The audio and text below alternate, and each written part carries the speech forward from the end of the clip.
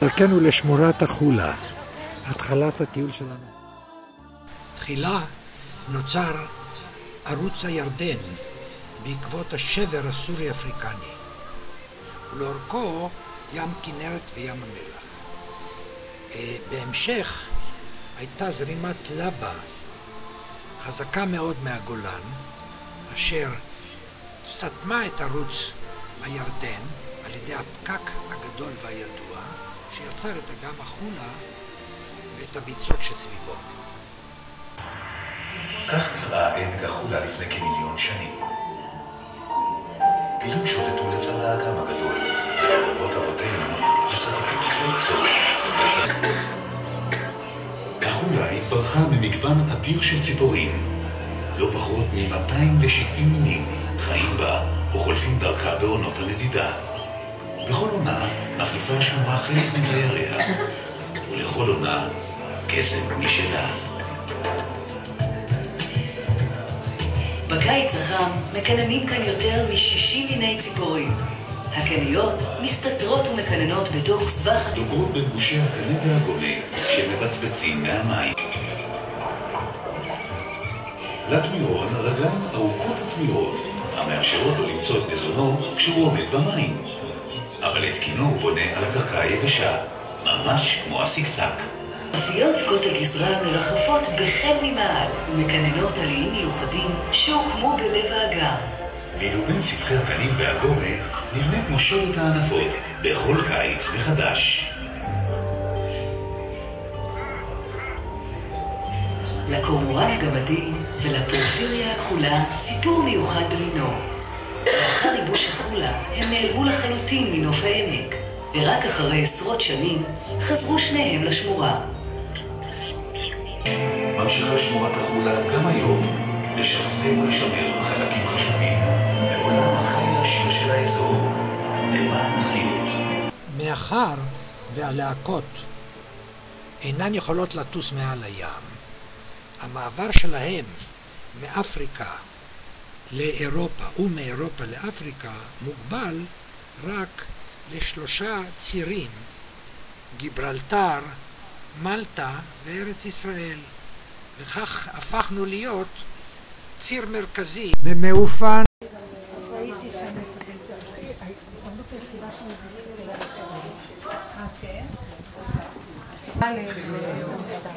חגגנו למת לפני 6 ימים. הוא היה בן 92.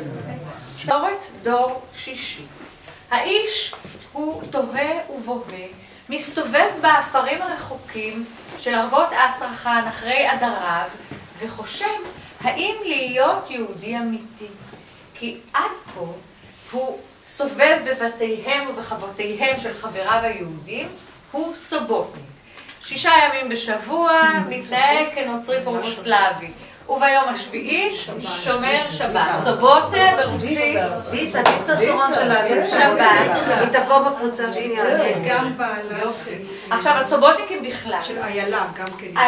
הסובוטניקים בכלל, כהערה, קבוצת אנשים ציוניים, חקלאים מקצועיים, שהיה עניין לברון רוטשילד להעלות אותם ארצה כדי ללמד את העיקרים החדשים שהגיעו זה מקרוב מהגולה, מהי עבודת חקלאות. אתם שומעים את הקולות העצומים האלה? ומי שמשמיע אותם זה הציפור הכי פטפטנית שמגיעה בין דידה לעמק החולה, מין שנקרא עגור אפור, שאנחנו נראה שהוא צף מחדש, עם כמה מיני ברווזים. אם תסתכלו מצד שמאל, אתם יכולים לראות קבוצה של ברווזים ששוחה שם, עוד רגע, טבלן גמדי. טבלן. אפשר להעביר שעות בלראות אותו צולל ולחפש איפה הוא יצא אחר כך. אז בואו נחכה עוד רגע. למה הוא יכול לסחור?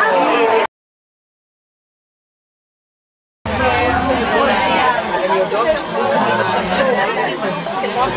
אני יודעת אני מדברת על זה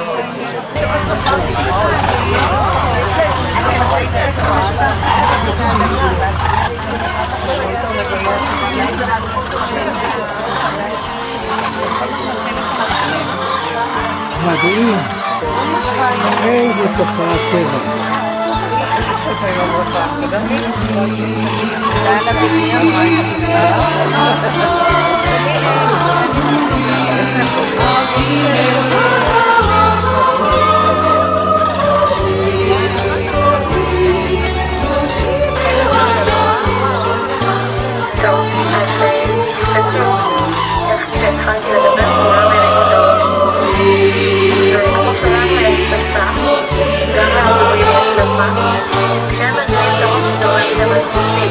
לכן אחרי כל הספירה מומלץ לתת כמה שניות של שקט ברגע שאנחנו רואים שהם ממשיכים לאכול ולפני כרגיל ברור שהכל בסדר.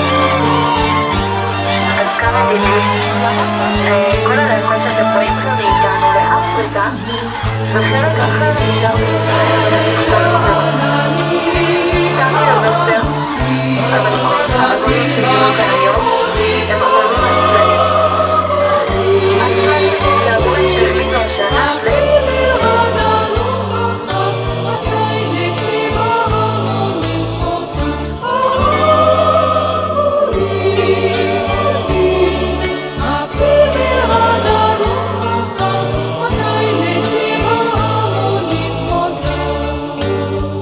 אל השדה אצא עמו הסתיו ובידי טבעת ומתלהט בו סגור ולרגלו התמיד נכתב דומה פריסת שלום לכל אחי שם